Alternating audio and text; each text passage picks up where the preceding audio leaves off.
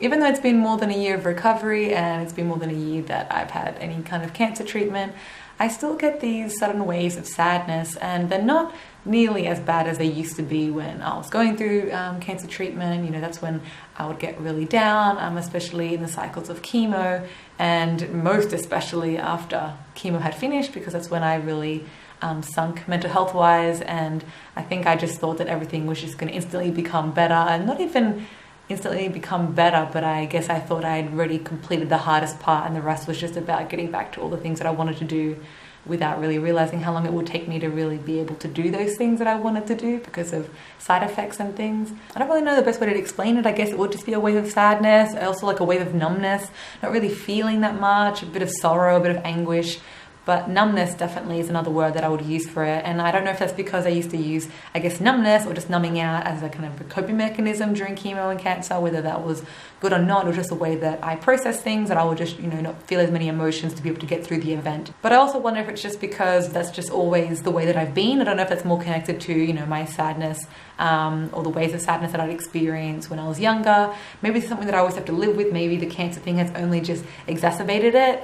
And even though I don't want to necessarily say that I was clinically depressed when I was a teenager, I don't really know how to be able to diagnose that, because I'm not there anymore and I'm not really with I guess a professional to be able to tell me whether or not that was diagnosable. But I know it was something that I really struggled with, and even though I was mostly okay, and I think I got a lot happier as I got older, when I got more independence, and I was able to develop really strong friendships and things like that. It's something that's definitely stuck with me, this kind of just sadness that lingers. And I think that's maybe why I also love stories and movies. And I used to love movies and stories and games that had really intense, sad, depressing, tragic storylines, because I just wanted to feel those emotions in that moment. And there was something so enjoyable about feeling so sad, or being able to connect to these other characters in this sadness and in this anguish, which I guess in saying it now seems a little bit, I don't know, maybe messed up. I don't know, maybe it's just a human thing of wanting to connect on these emotions. And I just don't know how to really feel with it, or I guess put those emotions now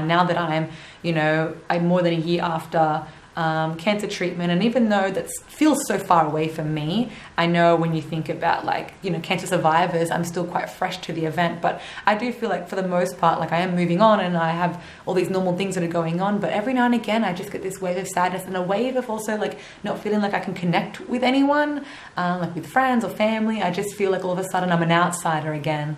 And it's just hard, as I said, to know what to, I guess, label it or process it as, or I guess I'm just trying to fit what these emotions mean. And I think it might just be a bit of an after effect. I guess if you think about the cancer event or a tragic event being like a rock being dropped in a lake, you have all the ripples, and the first couple are waves, and they're really intense, and they're really, they really break up the water tension. I don't know where this metaphor is going, but at the end of the day, even though you get further away from it, every now and again you'll get a little ripple that has come from that original big event. So I think that this is probably just what it is, and it's not something that is really stopping me day to day from doing anything, but it makes me, interestingly, really want to create more things. It makes me really want to tap into stories like writing, watching movies, playing more games, stories that are also quite emotional and meaningful.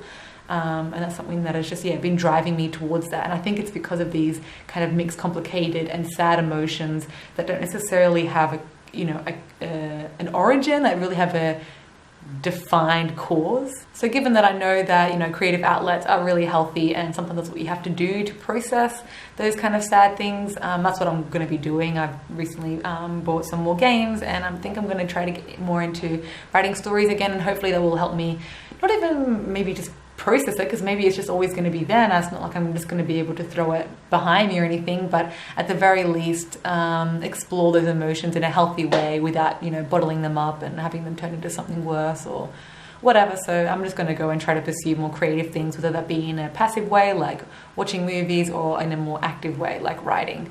But I'd encourage any of you, if you're feeling something similar, to try to do something with that energy, or try to do something with that sadness, even though sometimes there's nothing to be done and nothing needs to be done. But if you feel like you need to do something, at least I found that helpful thus far, is just, I guess, relishing in the sensation, in the emotion, without not pitying myself. Don't really know how to word it without maybe enabling myself to become more sad or more upset or whatever. It just somehow makes it feel more normal or makes it feel more meaningful. I'm not sure exactly the words that I'm looking for. Please let me know if this is your experience as well. I just don't know if it's something that everyone goes through. It probably is to some extent, but I think it's probably just more intense or more upsetting or more disconnecting when you've probably gone through some tragedy where you've had to really, where those emotions have been really intense, or you've gone through some mental health struggles where it has become really intense. I think maybe that's the difference from just being, you know, every now and getting a little bit sad versus like having this unexplainable sadness that just numbs you. But yeah, I'm still trying to figure out exactly what it is and how to word it or how to place it in my mind. So please let me know if you've been going through something similar and what you've done with it or not done with it, and I'll see you in the next video. Okay, bye.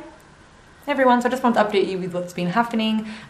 Just the other day I had to go to get my glasses because my vision has been deteriorating